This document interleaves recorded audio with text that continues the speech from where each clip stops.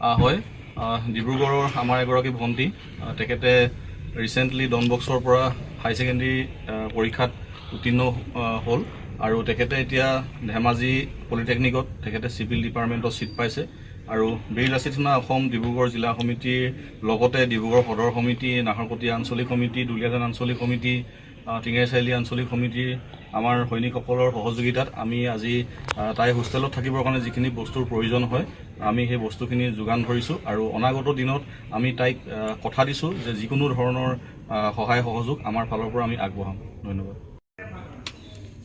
বীৰ লাচিত সেনা মানে সকলো লোকে বহুত বহুত ধন্যবাদ থাকিলে আজি মোক মানে ছোৱালীজনীৰ কাৰণে ইমানখিনি সহায়ৰ হাত আগবঢ়োৱাৰ কাৰণে। তেওঁলোকে যদি ইমানখিনি নকৰা হ'লে অকণমান দেৰিকৈ যোগাৰ কৰিবলগীয়া হ'লহেঁতেন।